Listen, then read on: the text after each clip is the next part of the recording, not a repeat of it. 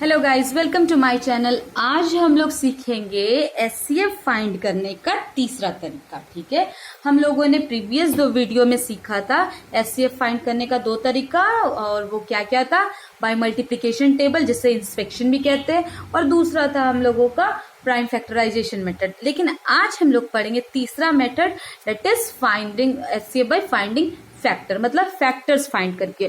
ठीक है, तो सबसे पहले as I explain you what is factor in my I think first video, but here again I am going to tell you what is factor होता है क्या। तो बाबू देखो, फैक्टर मीन्स व्हाट, कि कोई भी नंबर जैसे 12 का पहले फैक्टर निकालेंगे, ठीक है ना। 12 का अगर फैक्टर निकाले तो 12 किस किस के टेबल में आता है, मतलब 12 किस किस के टेबल से कट सकता है या डिवाइड हो सकता है, ये भी लिख सकते हैं। ठीक है ना, मतलब 2 से 12 कट हो जाता है, मतलब डिवाइड हो जाता है 6 टाइम में। तो चल 2 जो है 12 का फैक्टर है। 3 से 12 कट जाता है, डिवाइड हो सकता है, तो 3 भी 12 का फैक्टर है।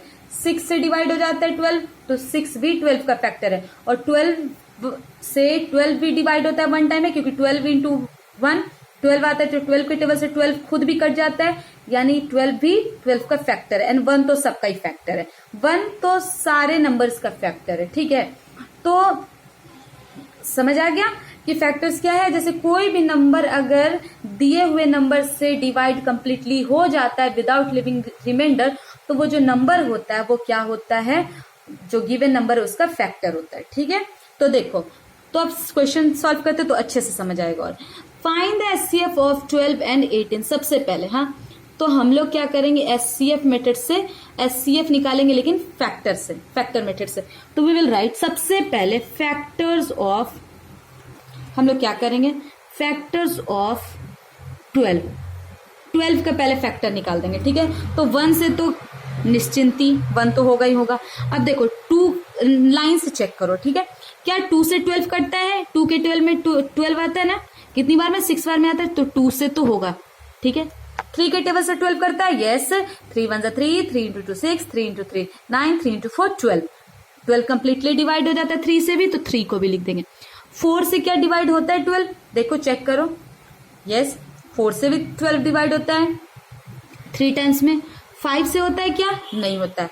6 से डिविजिबल है, हाँ, 6 के टेबल में 12 कितनी बार में आता है, 2 बार में। 6 से भी, और जब ये लगे हाफ हो गया, मतलब 12 का आधा 6 हो गया, तो बस अब लास्ट क्या बचेगा, एंड 12 को लिख दो। देखो, जैसे कहने का मतलब है 12 क्या का फैक्टर 1, और वो खुद जो नंबर है वो तो होगा ही होगा। ठीक है, और बाकी किस किस के टेबल से कट जाता है, इन सब से। तो ये सारा क्या है, 12 का फैक्टर है। ये सारा क्या है, 12 का फैक्टर। ठीक है, तो सबसे पहले अगर आपको पूछा जाए एचसीएफ निकालिए फैक्टर मेथड से, तो सबसे पहले आपको फैक्टर क्या होता है वो पता होना चाहिए। कि जैसे जो दिया हुआ नंबर है, जैसे 12, तो 12 किस किस नंबर से कंप्लीटली डिवाइड हो जाता है बिना रिमाइंडर दिए हुए। रिमाइंडर मतलब जैसे 12 को अगर 2 से डिवाइड करें, तो यहाँ रिमाइंडर कुछ नहीं बचा, यहाँ रिमाइंडर कुछ नहीं बचा ना, ये रिमाइंडर होता है, बिना रिमाइंडर कुछ बचे हुए, तो ये इसका फैक्टर है 12 का। ठीक है, 6 भी इसका फैक्टर है। ओके, तो और जब एचसीएफ की बात हुई, तो अब पहले जो भी नंबर दिया है उसका फैक्टर निकाल दिया। जैसे 12 था तो 12 का फैक्टर निकाल दिया। अब क्या 18 का भी फैक्टर निकाल देते हैं, फैक्टर्स ऑफ 18। अब देखो 18 1 से तो कंप्लीट है, 2 के टेबल में 18 आता है, हाँ आता है। 3 के टेबल से 18 कटता है, हाँ कट जाता है, सॉरी। 4 के टेबल से 18 का डिवाइड होता है, नहीं होता है। 4 के टेबल में 18 नहीं आता है। 5 के टेबल में 18 आता है, नहीं आता है। 6 के टेबल में 18 आता है, यस आता है। 7 के टेबल में 18 आता है, नहीं आता है। 8 के टेबल में 18 आता है, नहीं आता है। 9 के टेबल में, यस 9 के टेबल में 2 टाइम्स में। और फिर किसी के टेबल में नहीं होगा, क्योंकि 18 का आधा क्या हो चुका है, 9 हो चुका है। तो अब लिख दो वो जो नंबर है, खुद लिख दिया। अब देखो एचसीएफ है, ठीक है, क्या है एचसीएफ, कॉमन, देखो sorry, will write common factors. Common मतलब होता है common factors of 12 and 18। Common कहने का सेंस है जो दोनों, इन दोनों में आता है। तो जरा देखो 1 1 दोनों में आता है, तो जो कॉमन होगा उसे लिखते जाएंगे 1। चलो 2, 2 दोनों में आता है तो यहाँ पे हम लोग 2 भी लिख देंगे। 3, 3 दोनों में आता है तो यहाँ पे हम लोग 3 भी लिख देंगे। 4 इसमें है पर 4 यहाँ नहीं है। 6 यहाँ भी आ रहा है और 6 यहाँ भी आ रहा है और उसके अलावा कोई नहीं है। एंड 6 ये चारों कॉमन है। चारों कॉमन इसलिए है क्योंकि ये इन दोनों का फैक्टर है। ये चारों इन दोनों का फैक्टर है। अब कह रहा है हाईएस्ट मतलब HCF हाईएस्ट मतलब सबसे हाई। इन चारों में सबसे बड़ा नंबर कौन है? हाईएस्ट मतलब ग्रेटेस्ट। इन चारों में सबसे ग्रेटेस्ट कौन है? 6। तो HCF होगा of 6 12 and 18 is equal to 6। जो हाईएस्ट होगा कॉमन निकाल दिया। कॉमन में कौन है? हाईएस्ट 6। तो 6 is the HCF. Okay. Now come to the next question. See again. Find the HCF by finding factor. 1 number. तो हम लोग क्या लिखेंगे?